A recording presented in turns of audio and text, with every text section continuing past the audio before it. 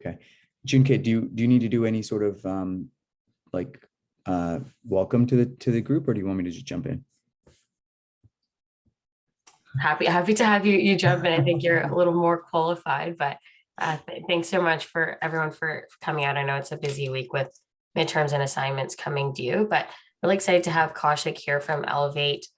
We've been partnered with Elevate for I think 2 years now. We've been able to send students to a lot of events virtually, and I've personally been able to gain a lot from it. We were chatting at the beginning of the call that I was able to reconnect with some other students in the US that I had interned with previously. So we have a lot of exciting things to be announcing to you today that Elevate could offer US finance students. So warm welcome to Kaushik. Thanks so much for being here with us. Yeah, absolutely. Well, Kate and June, I think tremendous leaders, right? At not just a Western, but I'll give you a little perspective. At Elevate, we're partnered with about 120 clubs like, Ivey, Western Investment Club across North America. So really, I think the first, my experience with Western Investment Club has just been, extremely professional and best in class as it relates to all of our North America partnerships. So you are all part of a best in class organization led by really strong leaders. So really take advantage of this platform, this opportunity, as well as your own peers and classmates, as you will all be, in entering and advancing these careers together. Kate and I and June were just talking about this. Your networks end up being the most important piece of capital that you will have over your career. So just definitely find the opportunities to invest in those, cultivate them, and it's a long-term process. So anyway, super excited to be back here virtually. Hope everyone's doing well. So today's session, everyone, obviously we have a recruitment platform. I myself, recruit for a lot of different things, but today is not that. Today is an educational event. So I want everyone here to feel free to ask any questions that you might have, career related or otherwise. And really, let's just demystify. Hold on one second. Is that from my end? I hear some like background noise. Okay, so it's gone. Today's really demystify and go through a lot of things around career related stuff. Anyone who wants to reach out, feel free. I just shared my LinkedIn. I'm happy to always help people or connect or just answer any questions offline. Ask all your questions here.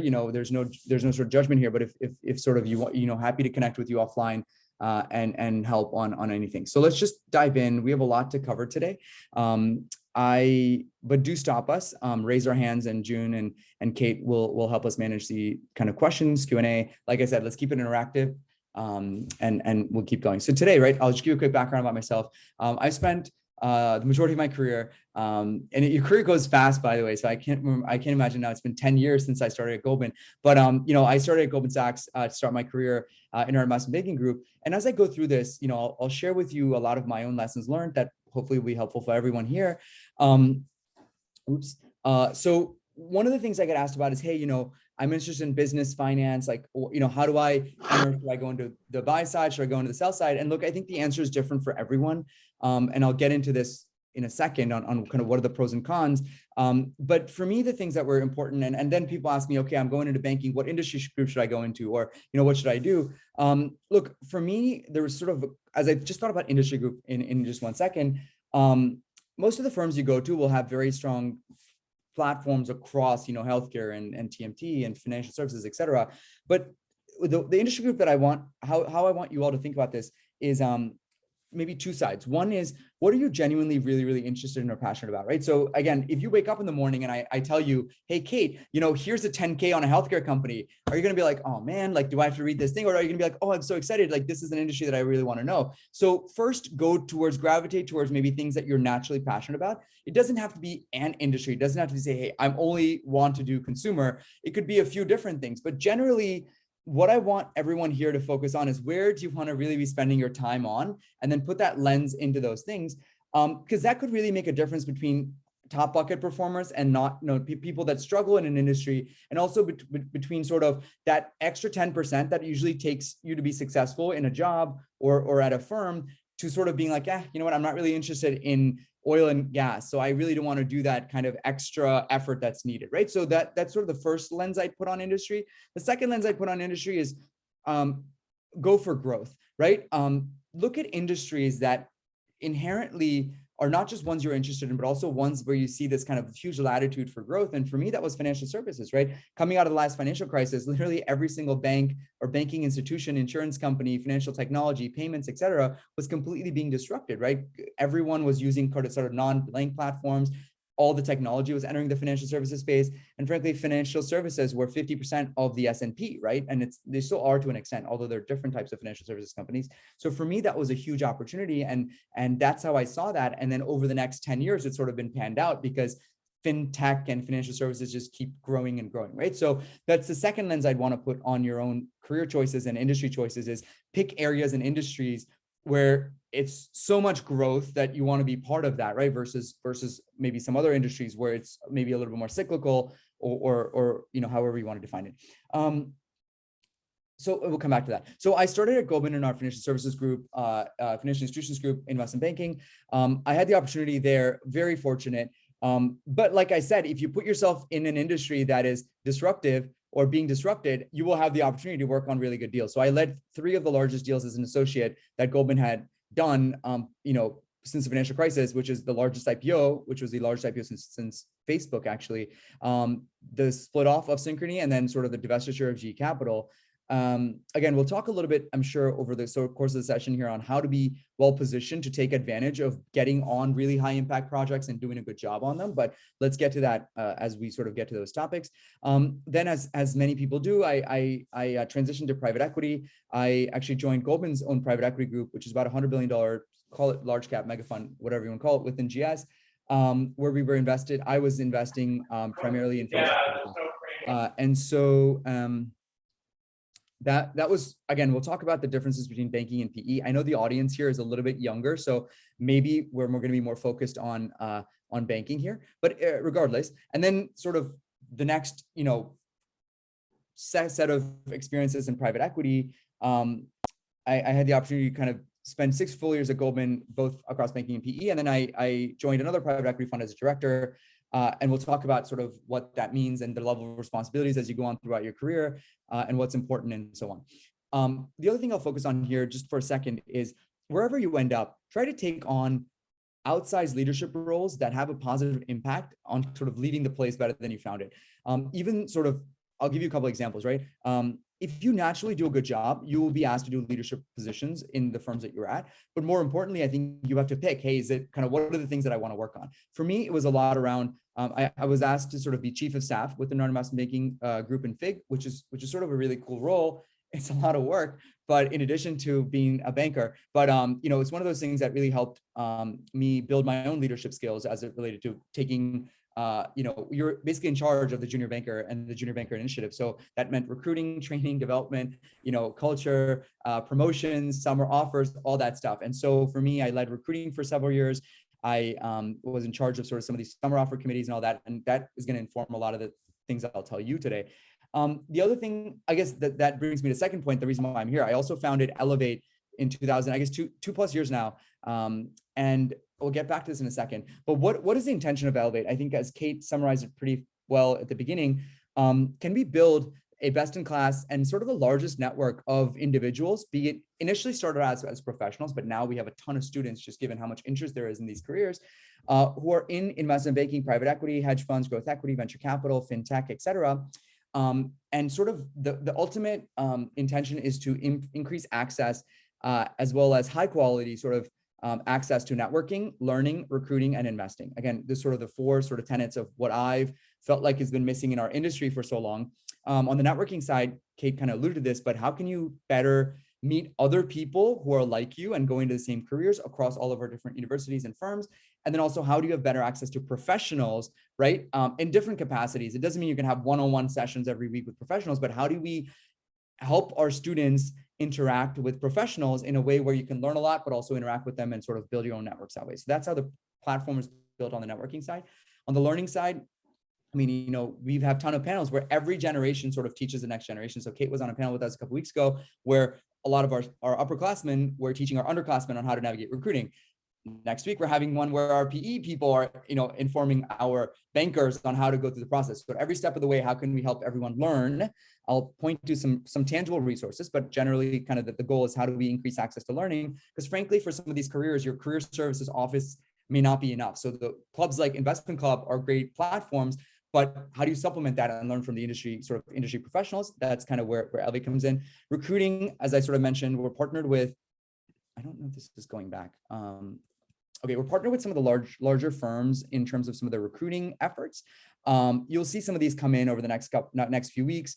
Large private equity firms, large bulge bracket investment banks, boutique investment banks, large growth equity firms, asset managers, MBA programs, family offices, and so on. So I think it's just sort of some of our partnerships where we help firms, help our students tie up with getting more access to these roles. And then for a firm side, give them access to a larger array of universities and students, right? Than just going to sort of one or two schools in North America or in the US. Anyway, we'll come back to this in a second.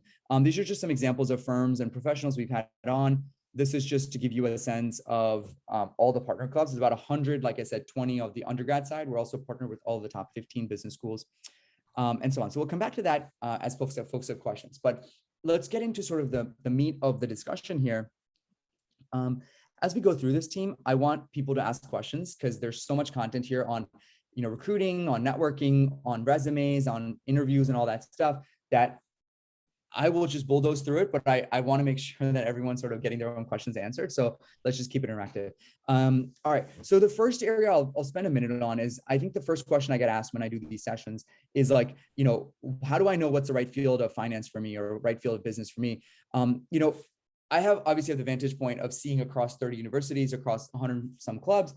I would say largely falls into 5 buckets of where our students end up going: banking, private equity, growth investing, public investing, or consulting strategy, right? So what do all these things mean?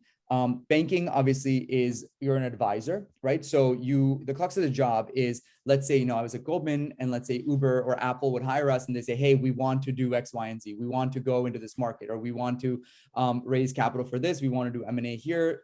We want to cut costs. We want to sell this division, like any range of strategic and client or financial advisory that they would hire us for. And that is for anyone who's from a growth company all the way to someone who's been a public company for a long time. In that case, either a private equity company would hire us, the company itself will hire us, the management team, the board of directors would hire us, or a consortium of investors would hire us. So it's basically financial advisory for all of these different parties in a larger market. So what that means for you all is you work on complex projects and deals. You build a deep financial skill set, right? You're on all these transactions in your career. And then as you progress, you develop more sort of client relationships, deal execution, strategy skills. So it's a very much a transaction-oriented job. And that's why a lot of our early analysts or early professionals go into banking, is because it gives them a ton of experience across a bunch of different transactions in a very short period of time. The second big area where a lot of our students go into, so banking is about 40% of our audience, 45. Private equity or private investing, I call it private equity and private credit, sort of similar in some ways. I'd say about 25 to 30% of our audience goes into this. Crux of the job is investing. So now you're not an advisor, now you're an owner, right? So I come and tell you, hey, June, like we're going to buy a company that has, 50 million of EBITDA, and then sort of we need to own it now for 10 years, right? Or 5 years or 3 years or whatever. Fundamentally, the analysis and the work you're doing as an owner, as a principal, is very different. As a majority owner, very different than what you might be doing as an advisor, obviously, right? Because an advisor, you're in a transaction, you're sort of, as an owner, you're going 100 steps, deeper into a deal and making sure you really want to own this company for the next 5 years. And so the key for our analysts or for our early professionals is to really find the right fit for a fund for you, right? Whereas in banking, all the banks are kind of the same and they kind of do similar stuff. In private equity, it's very different, right? Every firm is very different. Your experience is going to be very different there. Here you have a focus both on the financial side of the world, so the transaction side and operational side, and a lot of people like that. It gives them sort of two types of skills they can build on. The third big area, by the way, the companies on the right, they're just examples of firms and professionals we've had on. I'll show you online where you can go and listen to all of these people, so that, I'm not going to be able to go through this in an hour, but you can do this sort of whatever afterwards. It's about 500 videos from professionals that you all as partner clubs have access to go access. The next big area is growth equity, venture capital. I'd say about 15% of our audience goes into this. A lot of growth equity firms now have, growth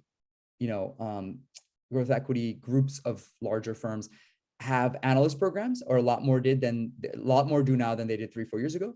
And the reason for that, I mean, we just had a growth equity panel on Saturday. So I think, many of you were in it. We had about 400 people show up. But the whole point of growth equity, right? Growth equity is the fastest growing area of investing, right, across the board.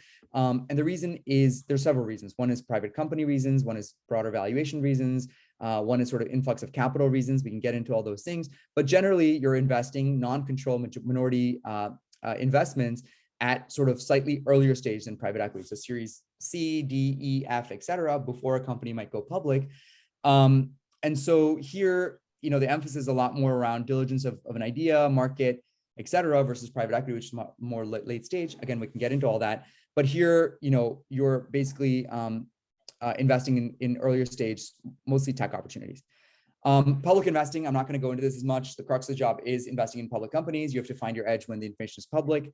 And then consulting strategy, again, you can go and listen to our sessions with McKinsey and other folks, but effectively you are helping a company through their strategic challenges, right? Hey, this certain division is not operating really well. How do we go fix it? Hey, we want to enter this market. How do we think about market sizing, et cetera? So that's a fundamentally different job. It's a little bit less financial and transaction heavy. It's much more business and company operation centric.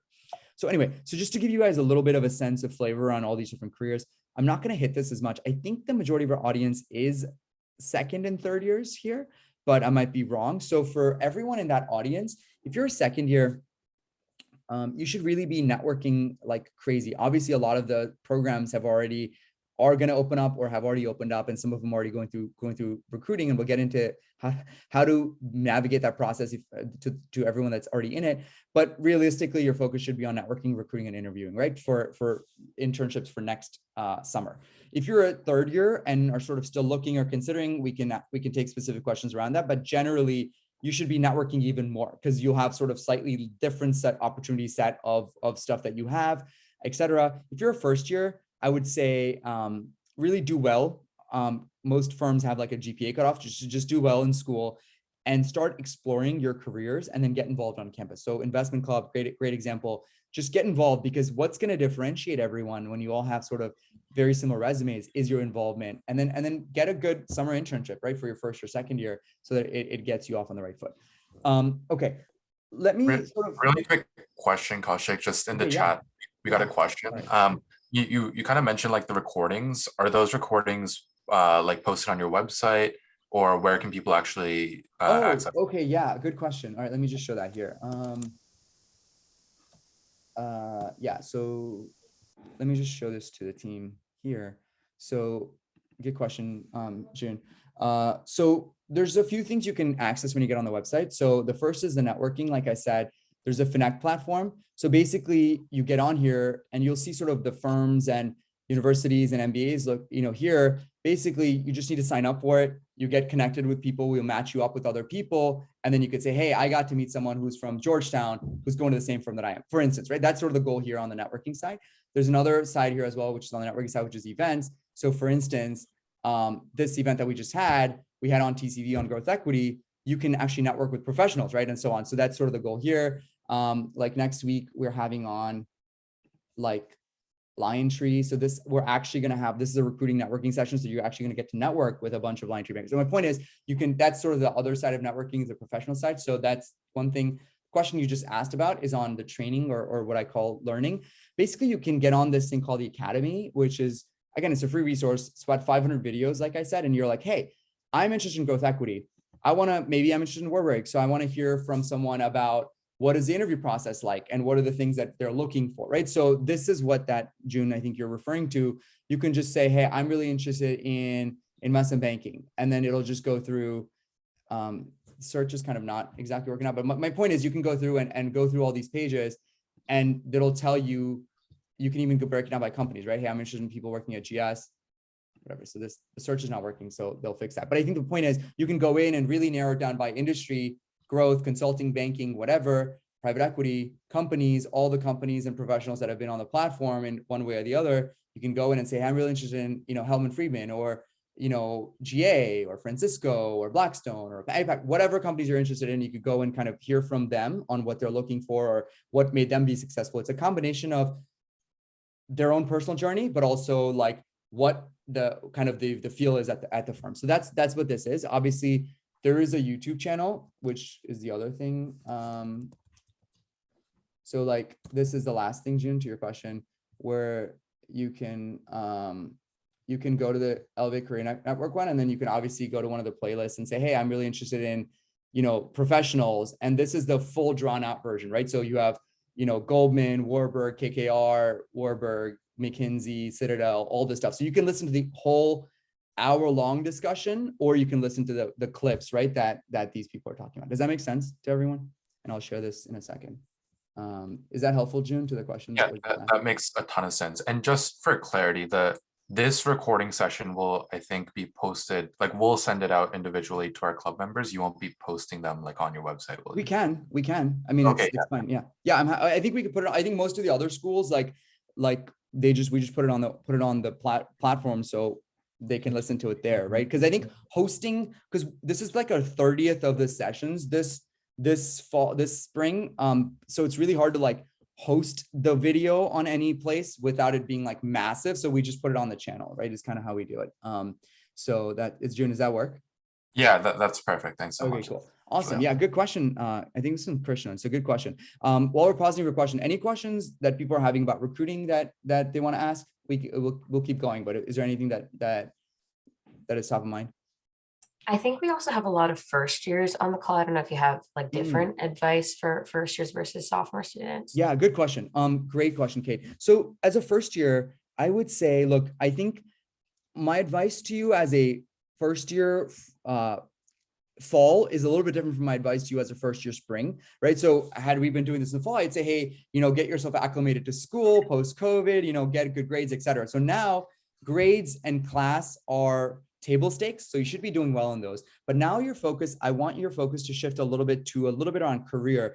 And the reason isn't that, look, I want everyone to be so hyper-focused on career when you're a freshman, because I don't think that's the intention here. The reason I say that is because the processes are so early now, right? So they're your second year, early January is when a lot of these processes start, right? So in order to be sort of ready for that, I think what I want you all to do is introspect a lot about, first of all, talk to upperclassmen, talk to people that are out here, take advantage of these resources and really get an understanding of, do you want to go into these business careers? If so, why or why not? Because I think the first thing where a lot of people get stuck up on is, oh, everyone else is doing it, so this must be the best place for me. And that's not really the right approach. I want you all to get an understanding of, what do these careers really mean? What am I going to be doing on a day-to-day basis? And does that align with what I want to do with my career or my life or the first few years of my career, right? So the first step is understanding all these different careers. So educationally, like, get yourself up to speed on what these things mean. Number two, talk to a lot of your upperclassmen. Like I said, network already, right? Figure out, hey, Kate, why did you do this? June, why did you do this? What did you think about this versus that? And really be introspective and figure out, what are they saying about those different career options that aligns with what you know about yourself. Again, I get back to this introspection point, really, really important, because what I don't want to happen is you get on this train as a sophomore and then you get off this train when you're 24, 25, and then you're like, oh man, like, I don't really like what I'm doing, or I don't really enjoy what I'm doing. I'm not really good at it, or whatever. And a lot of this stuff you're going to figure out. So you don't need to know for sure right away. And frankly, a lot of reasons why people go into banking or consulting is to preserve that optionality, because they don't know what they want to do, right? So they kind of want to punt this down the line. But what I think I would be remiss if I didn't mention is, if you didn't introspect and just did what everyone else did, you're just losing an incredible opportunity to become the best at something. Because that's ultimately the goal in our lives, is to become the best at whatever it is you end up doing, right? So because as high performers, we only work with top 10% of anything. Like, I only work with the top 10% of bankers or top 10% of private equity people or whatever. So you need to become the top 10% of anything that you're in. The only way you can be that is by doing something you're genuinely like good at and like, right? So back to that square one. But if you're a freshman, right, let me simplify it even more. Start networking with your upperclassmen, networking with third years. How do they go through recruiting? What are they thinking about? But don't just limit it to banking. Go talk to people who went through consulting. Go to talk to people who went through like engineering paths or product management or whatever. You go to an amazing institution. Let's take advantage of all these networks that you have. And look, you're going to email 5 seniors and 1 will respond. Like, that's how life works, right? So don't get this is the same advice I give to my sophomores when they tell me no one's responding to me as a banker. Like that's life. Like people don't respond to people. Like if we responded to people all day, we won't have enough time to do any of the work we need to do, right? So I think just be okay with some of that rejection, but you need to be in completely an information gathering mode for like the most of your freshman year, because I think I want you all to be in a position where I'm talking to a lot of you now, but if I was talking to individually, I'd ask you, what do you like about consulting? What do you think you like about banking? What do you think you like this? Why? What about you makes you a good fit for this? And that's the questions I want to be asking. So the first part is networking. Second part is I want you to just get a summer internship. Get it somewhere, anywhere, doesn't matter. Get it in startup land, get it in business development, get it in a finance group, get it at a consulting firm. It doesn't matter. There's not that many options for freshmen, but our Western students and McGill students and all the Canadian students have been really successful in going to like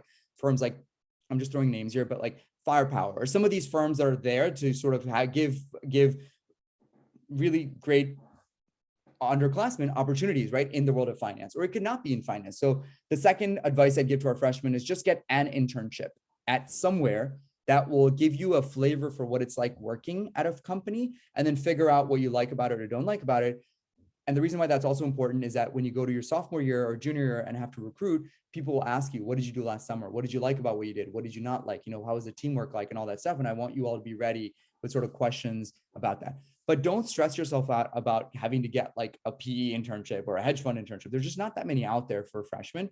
Just get an internship at the best firm that you can, and then sort of go from there. Okay, so that would be sort of my advice for freshman year. So and just get in the habit of networking. And for my sophomores, I'd say you're now obviously deep in recruiting.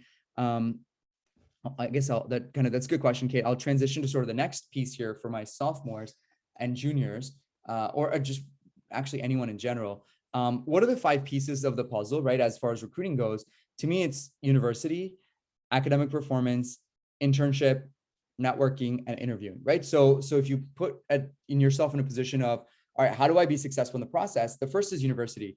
You obviously don't have a lot of control, or you go to an amazing institution, but you have less control over if a certain bank or private equity firm or consulting firm recruits at your university. That's like out of your hands, right? So figure out who recruits at your university, and then like make a list, right? Especially for my second years and third years, make a list of those companies. And then go find out who's on those school-specific recruiting teams, right, at all these different firms, and start networking, right? And we'll get to that in a second. And then there's going to be a whole host of firms, maybe it's out of Toronto or maybe out of New York or San Francisco, that don't recruit out of Western just from structural reasons. Let's make a list of those companies. And I think there's tons of Canadian companies, especially in the last 3 to 5 years, that it's just been the financial markets have opened up so much in Canada that there's tons of capital, tons of PE companies, tons of banks that are out there that are looking. And so your focus should just be to be as expansive as possible in recruiting, and figure out the firms that come on campus. How do you make a good impression with the campus teams? The firms that don't, I bet you can find a Canadian or 50 Canadians or 15 Canadians that work at Lazard or that work at Credit Suisse or that work at, pick your firm. And you should be out, networking with those people. What I've noticed about Canadians in general, they're much friendlier than, maybe United States people. And so my point to you is Canadians want to help other Canadians. So put yourself in positions to be helped, right? So you don't have to worry about coming from Western, or McGill or Toronto or whatever.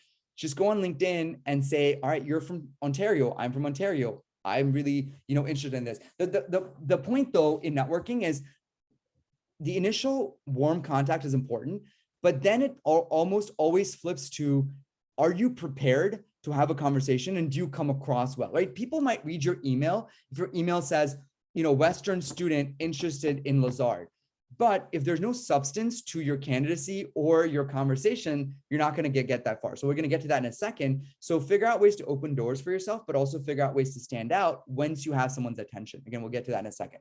The second thing is academic performance. Obviously, like this is something you can absolutely control, right? I guess if you can control it in the sense that if you're a freshman, then you can control it. I suppose if you're a sophomore, you cannot control it as much just because kind of recruiting is going to happen soon. So what I want you to control is how you talk about it. So I might ask you, June, why'd you pick I have no idea, but why'd you pick electronics and computer science as your major? And then you have to say, hey, I'm really interested. What always fascinated me is like sort of the technical aspect of solving problems. But then as I've gone through college, I've realized that I want to take that technical aspect and combine it with finance because I'm part of Western Investment Club. And that's what brings me here to be interested in investment banking. So we just want to know, why are you doing the things that you're doing, right? Like, why are you a philosophy major? Why are you an economics major? Why are you whatever? And how's that going to help you thinking wise here? I mean, another flip side of that is, hey, I'm a philosophy major and I really wanted to build my critical thinking skills. I think that's something that's going to really be the most helpful to me over the course of my career. As I've gone through college, I realized I'm also interested in finance. And so I think those skills will help me here. But because I don't have that hardcore technical background, I'm also part of investment club, or I'm also did this internship that's built up my skill set, right? So again, show me why you're doing the things that you're doing that are going to help you be successful in this process, right? So that's all I'm getting at. Like, you can't change your major at this point. So just figure out how it's going to help you get to the next step that you need to be. Third, internship experience. Again, this is what I was telling Kate earlier on the question that was asked around freshmen, your internships is, when I see, 200 resumes that apply to GS or whatever from Western, how could I possibly make a distinction between, June, who has a 3.9 and Kate, who has a 3.92, and make a valid, differentiate? I just can't. Like, it's too similar, right? They come from the same school, similar backgrounds, everything. So what's going to differentiate yourself is probably two things. One is leadership, right? What are you doing on campus, and what are the things you're involved in that help me say, like, okay, this person is part of this group or this club that tells me. It doesn't have to be investment club. I know there's a level of, there's not everyone can be board members in every single organization and all that stuff. So I think, like, whatever it is that you're part of, I want to see this person be involved in something and sort of take action and affect outcomes, right? So kind of leadership, really, really important. And then number two, your work experience. No matter where you are on the spectrum, if you're a second year and you're telling me, hey, I don't have a summer internship for this summer, let alone next summer yet, or you are a third year saying, I don't have an internship for this summer, no matter where you're on the spectrum, I'm going to challenge you that you can go do what it is that you need to do to be successful. The risk that people run into is, hey, I'm too late. I'm a junior. Am I too late? I'm a second year. Am I too late for this? And the answer is probably no. And it's actually not even probably, it's always no, because what you haven't done is not important because that's in the past, but what you can do now is more important. So how do you get yourself from here to where you need to be? And the first step is getting an internship for this summer, before next summer, or whatever those steps are in place. But to me, why your work experience is important, it shows me that you're out there willing to work for something, because getting a job is not easy, right? It's not like people are just, putting up like a Craigslist ad and say, oh, come work for my investment bank. Like, that's not how it works, right? So it shows me that this person has done some work to get that experience. Obviously, number two, it shows me that by the time this person works for me as a junior, he or she would have built up the skills that would help me as coming to JP Morgan next summer, or coming to, whatever company, TD Bank next summer, or RBC, or whatever next summer. It shows me that there's sort of that pattern of this person will have built enough skills to do that.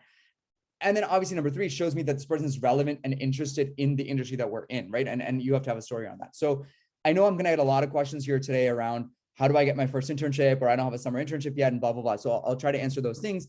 But my general point is it gets solved by the next point, which is networking, right? You're probably not going to have 1 billion jobs posted on your job board. It's just not realistic to have one job for every student that's in the school. Like, that's not how life works, right? So I think you're going to have to go out and find things. And so you just have to have a way around networking. Again, I'm going to break out networking into two things. One is networking for a structured path, right? So you go into investment banking. Hey, I want to go work at Lazard or Evercore or JP Morgan or Deutsche Bank or TD Bank or whatever. Those firms have established pipelines, timelines, and processes in place. Okay, so you have to apply online. You have to meet a few people at the firm. They have to sort of like you, or you have to sort of at least make an effort to meet a bunch of people at the firm. And then, get on sort of a closed list and blah, blah, blah. So that networking is what I call more formal networking, where you're going through recruiting, you're meeting 3 to 5 people at any given bank and having 1 or 2 of them vouch that, hey, I like June. I think he's fantastic. I think he'd be a great fit for our team, right? Or I like Kate, or I like, all these other people on this call. There's another element informal networking, right? So either firms that don't come to campus, I talked about this earlier, or firms that are frankly a little bit smaller than the RBCs or TDs or whatever's of the world, but still have amazing opportunities. So that's where you have to be a little creative and reach out to people individually saying, hey, MD at X, Y, and Z Capital, I'm a student at Western. I'm really interested in private equity. I noticed your firm does X, Y, and Z. That's something that I'm really interested in. I'd love to sort of have a conversation with you about what you do and also see if there's any opportunities for me to be an intern here or something like that, right? So those are the informal opportunities that, frankly, if you look at the world, I think there's 3 to 1 more of the informal opportunities than the formal ones. So go through all the formal processes that you need to go, but also go through informal processes to get like sophomore internships or freshman internships, or frankly, some junior internships if you sort of aren't as successful on the formal side. So again, we'll come back to networking in a second. And then obviously interviewing, we'll spend some time on it if there's interest, but interviewing is a whole other thing, right? So how do you've done all this work to get someone on a phone or get someone on the thing, and how do you make a good impression now that you have their attention, and how do you present yourself in that way? So that's that. So let's go through this. What are firms looking for? Okay, team. So this one, we've polled like 75 or 80 of our bankers, and generally it's with these 8 or 9 buckets, right? And this is going to be true for the first 5 years of your career. Analytical ability. How can you solve complex problems? Technical, quantitative exposure. So can you handle financials and sort of general technical nature of the job? Teamwork. How can this candidate excel as not just an individual contributor? Because we all know when you have great GPAs, et cetera, that you're a great individual performer, but how do you perform as part of a team? Because every single firm that you go into, you're going to be working both up and down with 5 to 50 people, right, on any given sort of day.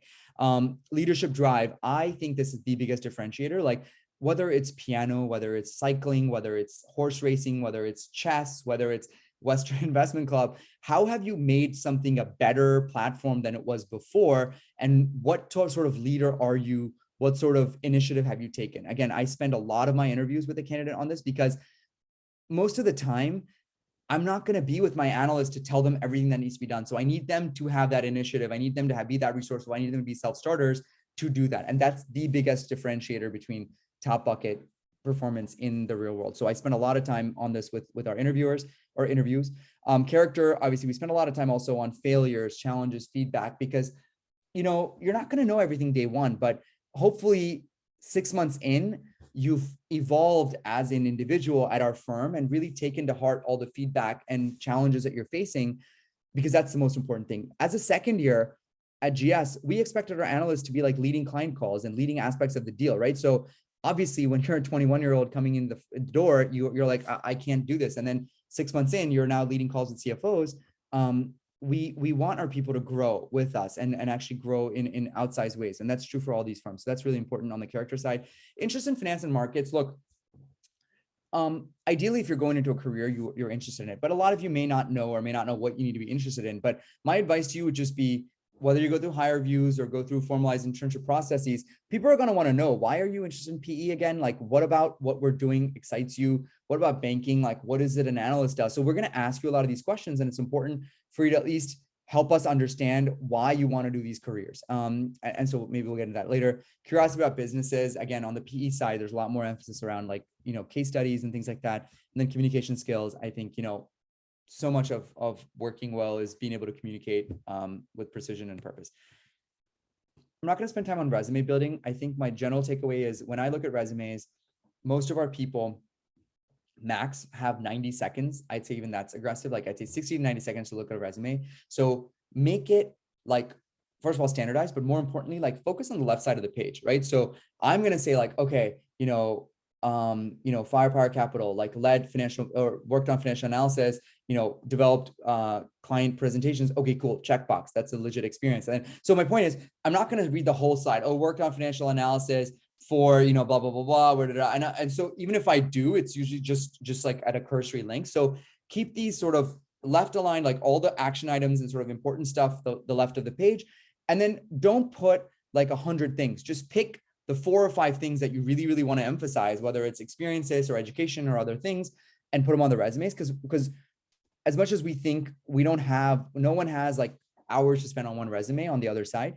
And then focusing on action and results. Hey, worked on X, Y, and Z that led to X, Y, and Z, or, you know, this deal that I worked on, you know, X, whatever happened. I've seen a lot of resumes that just sort of just are like, oh, this was the client situation, you know, we had all these issues and then we did this, and then sort of misses the point around what did you do and what was the results and what was sort of the action that you took, right? So again, just keep it kind of at that level. Focus the questions on resumes. We'll get to that.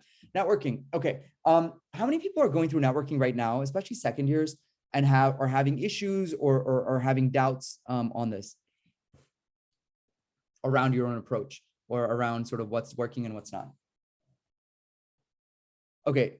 Okay. I think Okay. some So people there's might hands. be Maybe. shy, but I do know a lot of second years have been having some issues with cold emailing. Okay, let's talk about it. This is a great forum. Thank you, Kate, for raising that. You know what? It's easy for Kate to say because she's on the other side. I want to hear from some of our people that are actually going through issues. Like, I want to help you. Fundamentally, the only reason I do, one of the main reasons I come to campus is I want to help every single individual on this call out be successful in their career journeys. So let me help you. So what are the issues you're having with this process? I can start. It's easy to have like the initial conversation and like ask like good questions and all that.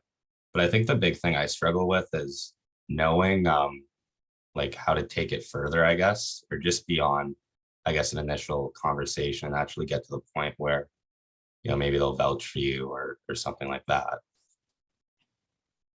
Okay, so why do you think, like, I'm not going to ask you why that's not happening, but why are you getting the sense that that individual may not be fully on your side? Are you just saying like you have this conversation and then it just sort of drops off and there's no like follow-up or something, or you don't get a sense that this person will like pound the table for you? Or because there's a couple of diagnoses, right? One is that the content of your conversation may need some help, right? So like, what are you actually talking about? Is that making an impression? So let's just maybe go down all of my, if I was a doctor, like what are all the issues that you're having? So like, do you think your content is hitting home? Are they like connecting with you? Do they seem distracted? Are these phone calls versus Zoom? Like, what about the actual conversation? Let's start with that.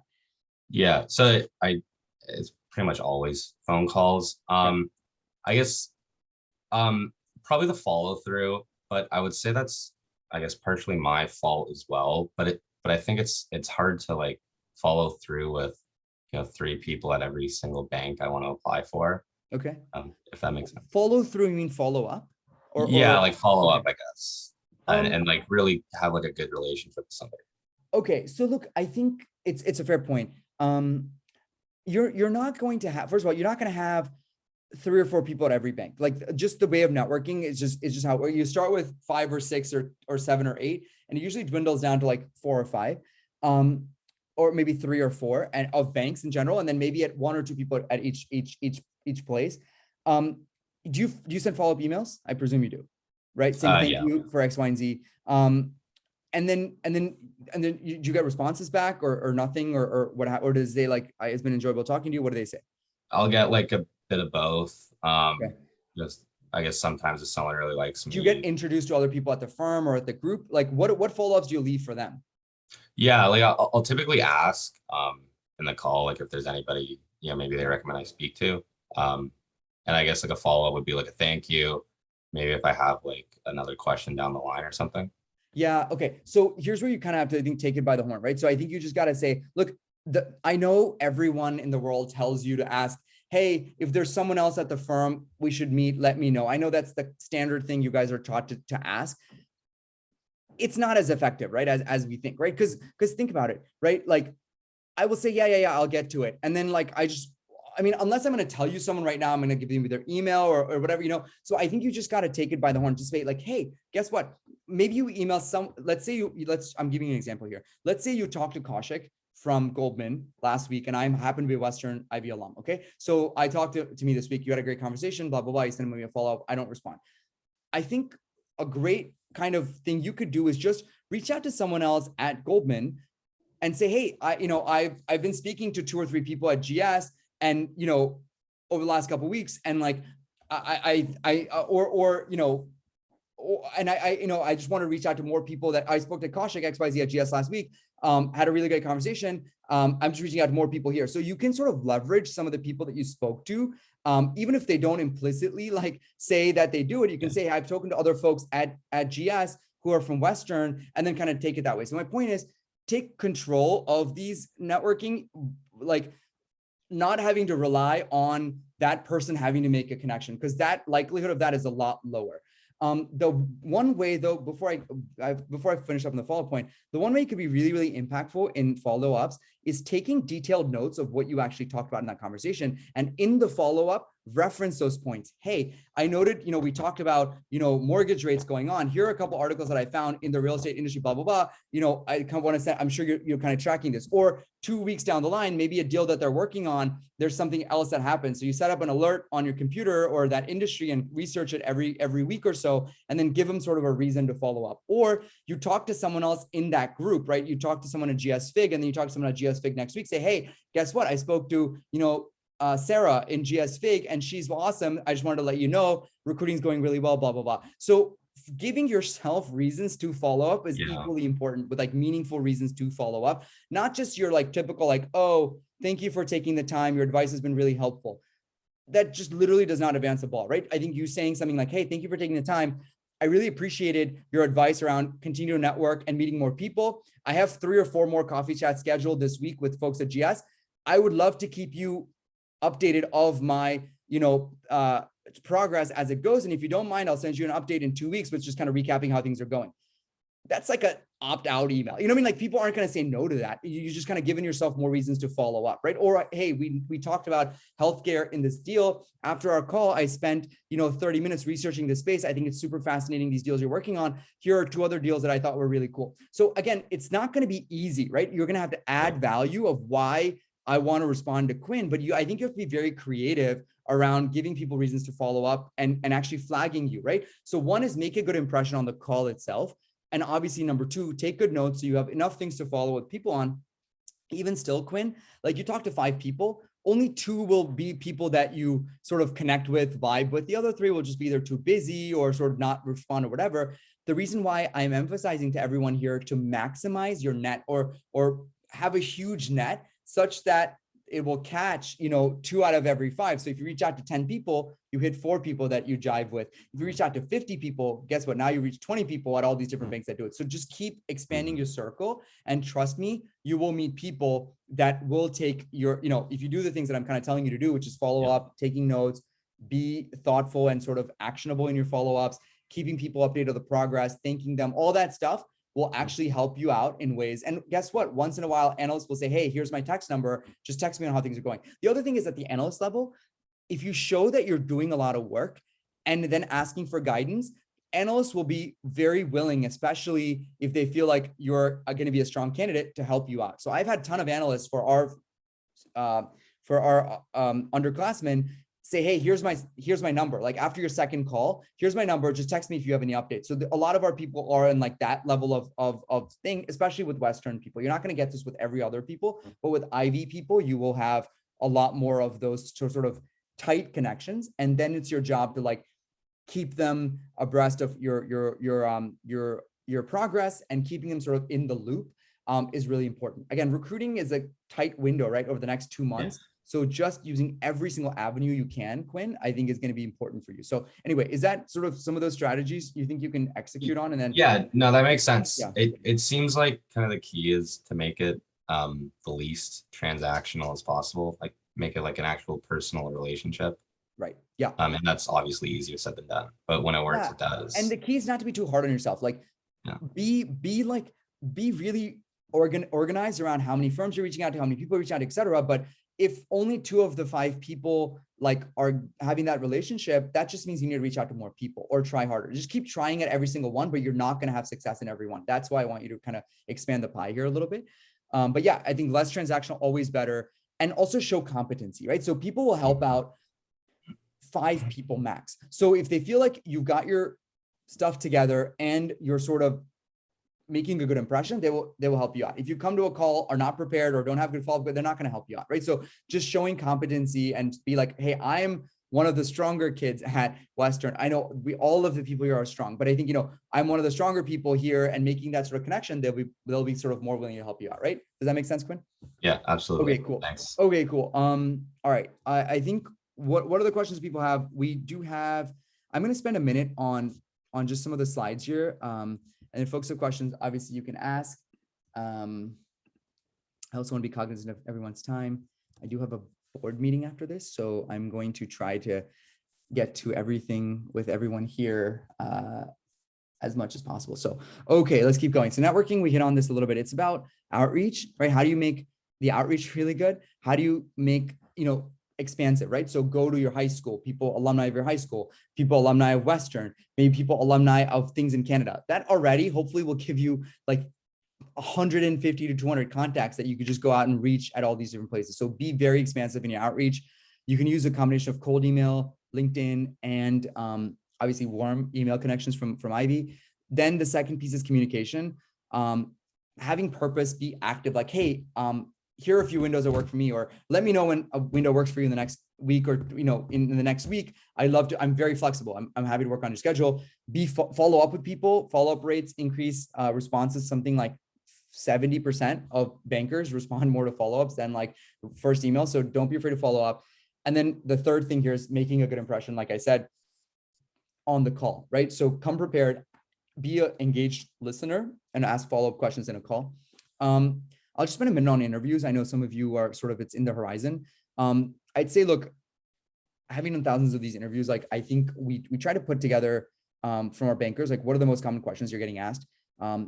Perfect your 90-second pitch. Hey, I'm X, Y, and Z. What I want in your 90-second pitch is, who are you? Like, what is your background? Why are you interested in this career? Why are you interested in a specific firm? And then why should we be interested in you? That's what your pitch is, right? So I'm X, Y, and Z. I'm a leader on campus X, Y, and Z. I'm really interested in investment banking because of these reasons. I'm interested in Goldman because everyone I've spoken to had really given me a good understanding of the culture here, and that's something I really like. And you should be interested in me because, I am, I've gotten all these different work experience. I really want to do banking. This is kind of what's my, what I bring to the table. So again, succinctly, not exactly broken out like that, but give me a pitch of why we should be talking to you. That sets a tone for the rest of the interview. Then what are your strengths?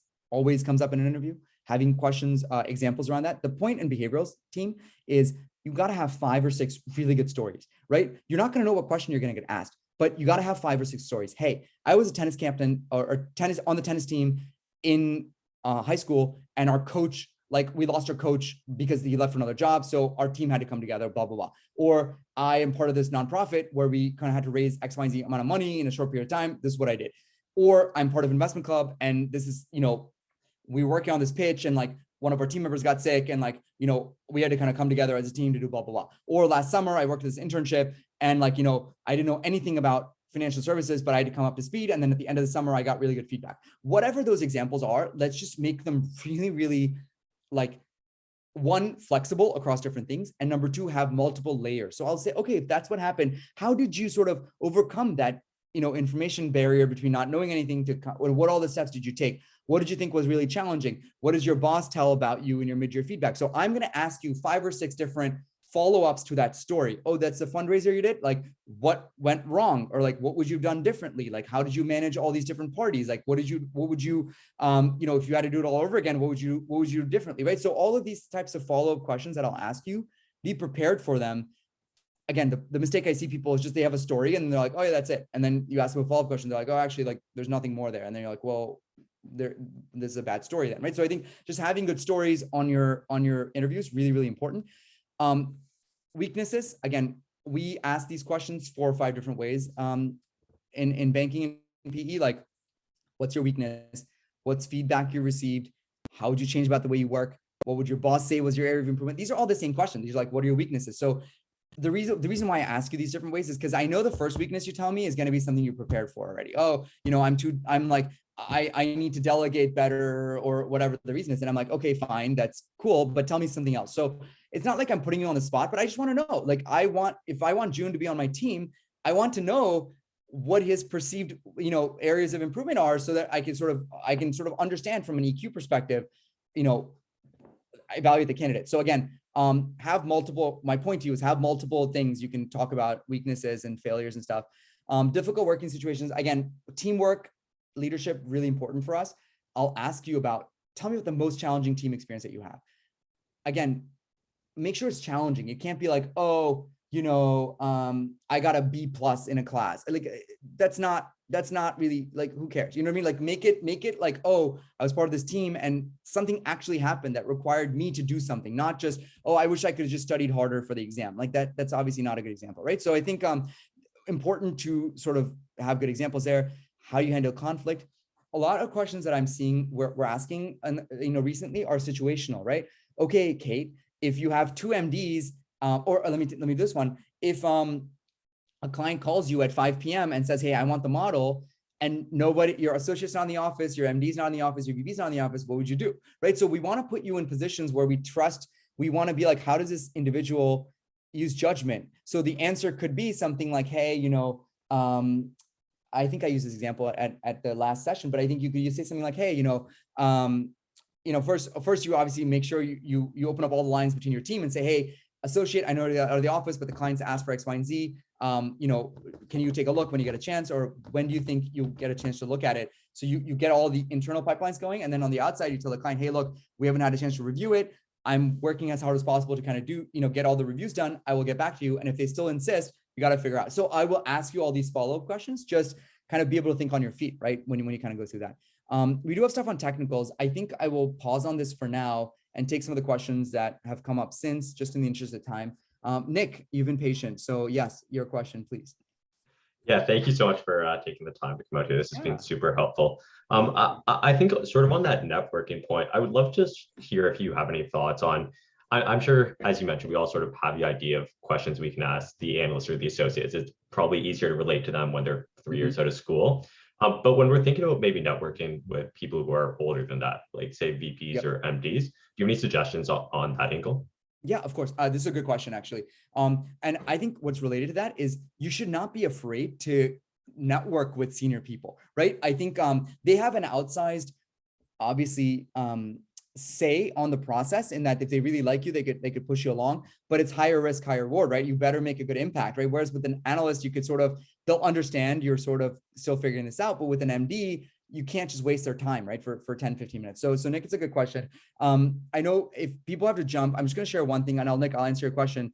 Our team has asked all our schools at universities if they can do a testimonial, if you had a good impression. I mean, if you had a good session. If you're not, don't worry about it. But it just helps us sort of expand and grow even more. So I just ask everyone here, if you can, it takes 5 seconds, just say you took it at Western.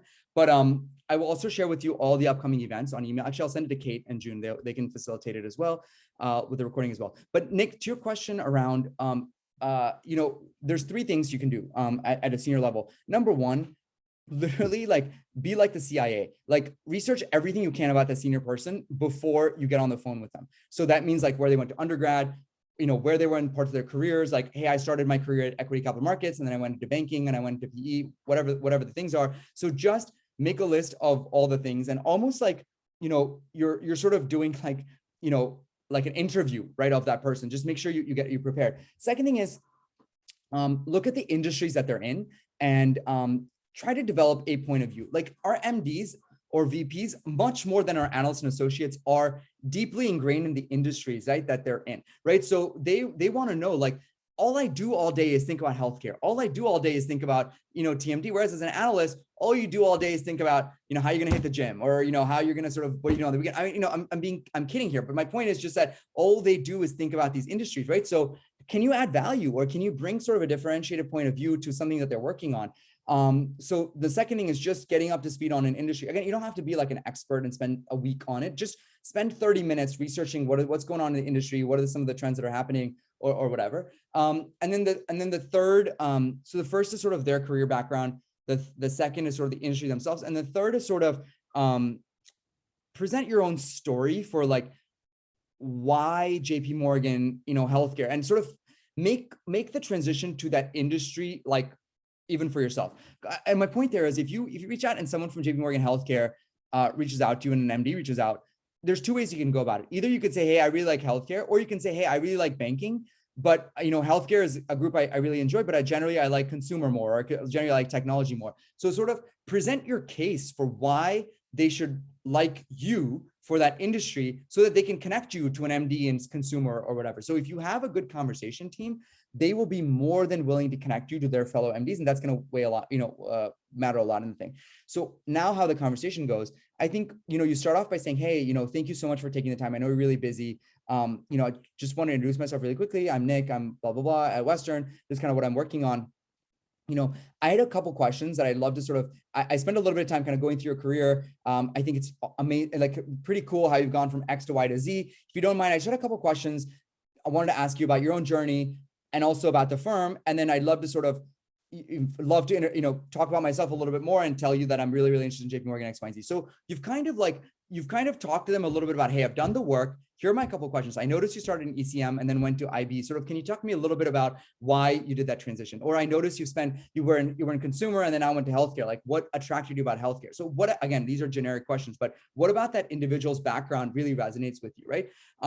I always like to start with that individual as opposed to myself, because you just sort of, people like talking about themselves. So if you give them the opportunity, it sort of settles the conversation down a little bit. They'll say, oh, I liked healthcare and blah, blah, blah, and whatever. And so it sort of gives them an opportunity to sort of break the ice a little bit. And then you can say, hey, then you could go to yourself, hey, I'm really, really interested in healthcare for these reasons, or I'm not, or whatever the reasons are.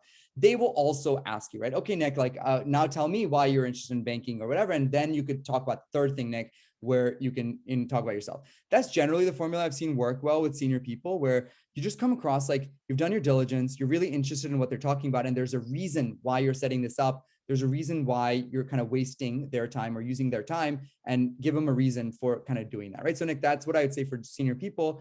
Junior people are going to be more like, all right, where are you struggling? Where can I help? Kind of those type of topics are going to be more like with your analysts. Okay, is that helpful, Nick? Yeah, that was super helpful. Thanks for walking through Amazing. that. Okay, cool. I think we're running short of time, and I have my thing in 4 minutes that I have to get ready for. So are there any burning questions that people have that they absolutely did not get to today?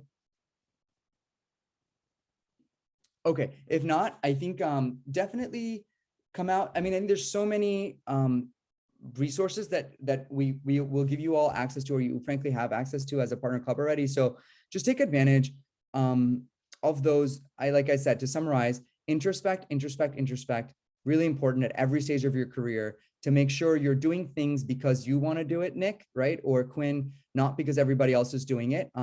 That's number one. Number two, the key to career success is becoming the best at something, having a natural interest in something, and then driving towards your own definition of impact. So, skill set, interest, and impact is the intersection of those is career success for most people. Number three, network is capital. Number four, there's no timeline. Like wherever you are, even if you're a senior and you feel like you're too late, you're not too late. You have your whole sort of career ahead of you, but making sure you're doing all the things you need to do. Network is capital. Timing is sort of careers, long journeys. And then don't sell yourself short. Like, reach for the sky. If you are not getting rejected enough, you are not trying hard enough. That's sort of my stance, is that like, if you're not getting rejected or getting like 20% response rate, you're probably in the low-hanging fruit land. I need you to elevate up to like a more of a, where you are sort of getting, because that's life, right? Like, you want to kind of aspire to be the best, but at the same time, don't take no for answer. So anyway, that's my takeaways for everyone here. It was really good to come back and speak to everyone here. Thank you, June and Kate, amazing, fantastic leaders. Get involved with Investment Club. There's a long track record of amazing professionals who have been coming out of Western Investment Club and help each other out, right? I think you're coming from a small group of, very talented, amazing people at Western. So help each other, help the next generation out. I mean, Kate, June, great examples. They came back and sat on panels for us. So everyone here, I want you to be successful. And next year I want to be on panels for us so you can help the next gen. So I'll turn it back over to June and Kate. And yeah, thanks for having me, guys. Yeah, thanks so much for coming in. Learned a lot, even though, June and I have gone through all the recruiting that you mentioned, but, there's always things that you could take away, and we're all very early in our career, even though it might not feel like it because we're not recruiting anymore. So huge thank you for being so candid with us. I think we all are going away with a lot, especially being Yeah. introspective and being honest with yourself. Yeah, I really appreciate it. Thank you, Kate. As always, I think when Brad set this up, I think I'm amazed by the passion that all of the students at Western show. I think when we did Finec the first time around, even though it's not like a huge school from a business perspective, it was like a top 10 school on Finec. So as in like the number of participation. So I was super impressed by just people getting involved and et cetera. So, you know, I think I'm always happy to come back to Western, and yeah, look forward to seeing all of you on different panels and so on. And wish you the best of luck here the next couple months, and let me know how it goes. I shared my LinkedIn earlier. Feel free to reach out. And yeah, with that, best of luck, everyone. Talk to you everyone soon. Okay. Bye-bye. Bye, guys.